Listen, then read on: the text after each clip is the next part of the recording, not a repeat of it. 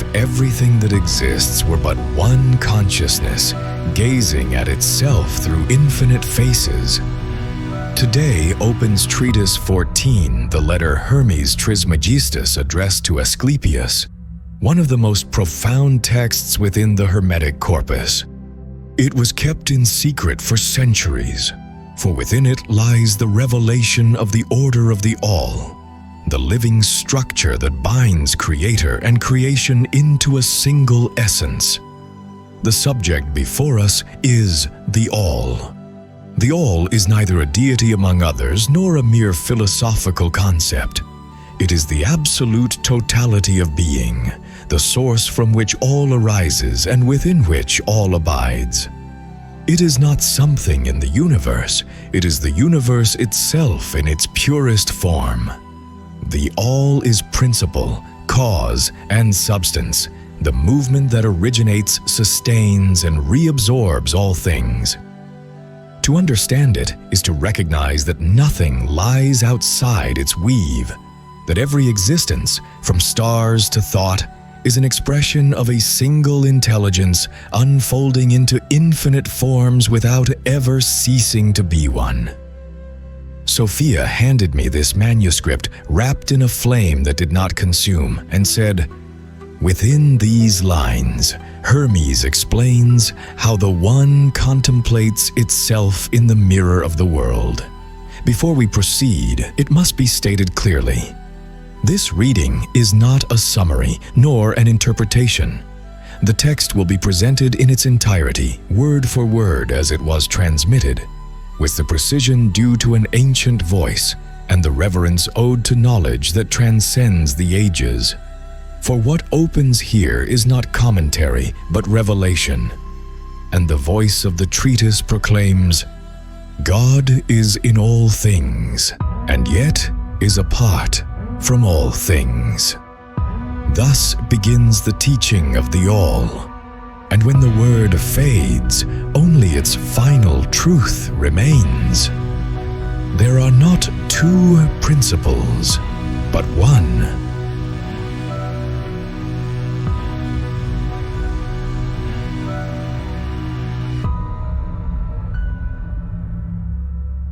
Treatise XIV, Letter of Hermes Trismegistus to Asclepius. Greetings. As my son Tat, in your absence, wished to be instructed about the nature of the universe, and as he would not allow me to delay, and since he is my son, newly initiated into the mysteries of knowledge, I had to teach him at length so that the instruction might be easier to follow. For you, however, given your greater age and understanding of nature, I prefer to send these matters in the form of a letter, brief but containing the most essential truths, expressed now in an initiatic and secret manner. If all that is manifested comes into being and is sustained in being, and if nothing comes into being by itself but through another, and if there are many things that come into existence, or rather, if all manifest things have come into existence, and if all are distinct and unlike, then there must be one who made them. And that one was not brought into existence, for he is the most ancient of all, the only unbegotten. For I declare, everything that comes into being does so through another. Nothing can be older or prior to all things that come into being except the one who never began to be. He is also the most powerful and the best, one and alone, truly wise in all things. And because there is nothing before him, he is therefore the first and the beginning, the cause of multitude and of dimension, distinct from what comes to be, yet continuous in creation. Moreover, what comes to be is visible, but he is invisible. And for this very reason he creates to be seen. And because he creates forever, he is forever visible. This is what is worth understanding, and in understanding, admiring, and in admiring, being blessed. For one has come to know the Father. What sweeter joy could there be than to have a noble and true Father? Who is He, and how may He be known? Is it right to call Him only God, or Creator, or Father, or all three? God by His power, Creator by His energy, Father by His goodness.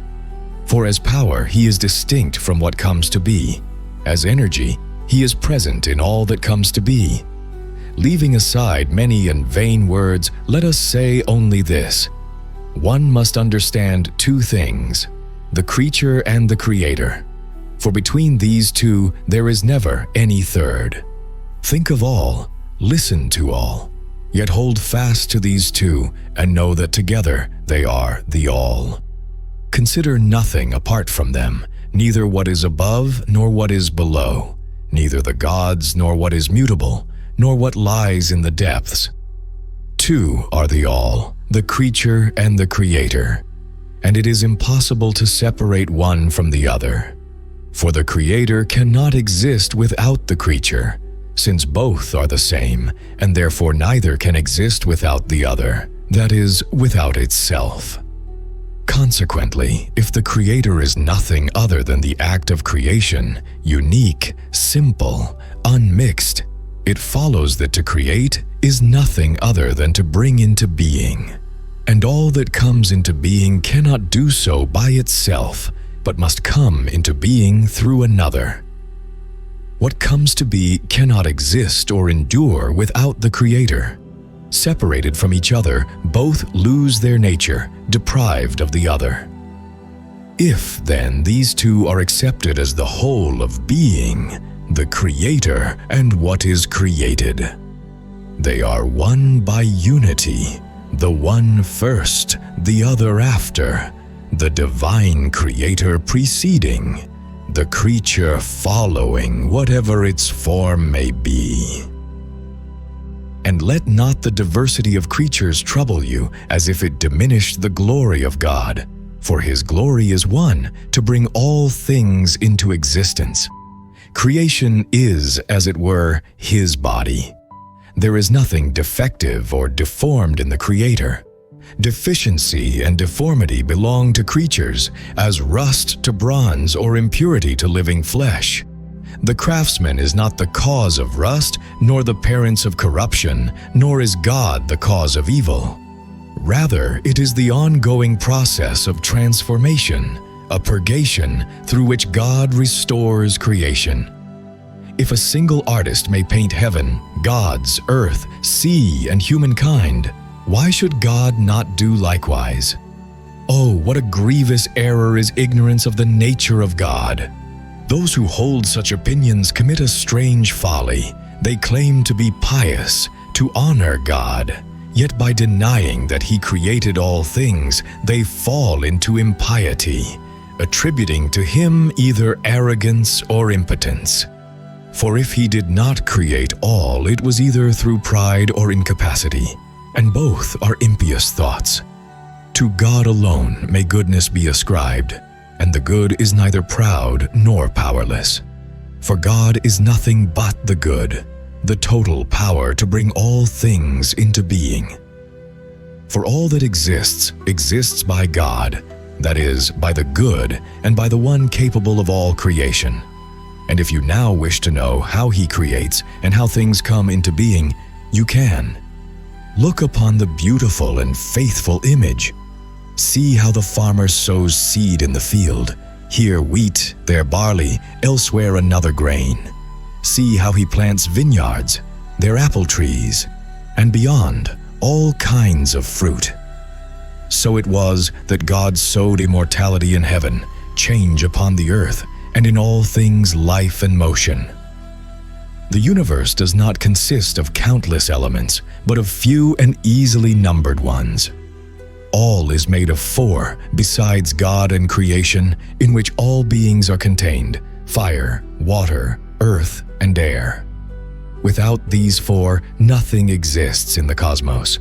From them are composed all bodies, celestial and terrestrial alike. And God, who is one, created them as the vessels and foundations of all forms. For the world is an instrument fashioned from these four, and man is the fruit of that mixture, his soul, the power that proceeds from God. And just as the soul governs the body, so the good God governs the universe. Therefore, Asclepius, know this: God is not outside of anything, nor separate from anything, nor deprived of anything. For there is nothing that exists which did not come to be through God and for God. And if anyone claims there is another power or being apart from God, that person is blind in thought. For there are not two principles, but one. And this one is He who is before all things, who abides, who changes not, who grants being to those who come to be. Learn this, my beloved Asclepius. God is in all things, and yet apart from all things. And nothing can exist without God, though God can exist without all things. This is what I can reveal to you in this secret letter, brief in words, perfect in meaning. For what is not written here, God Himself will teach you when your mind is pure. Farewell.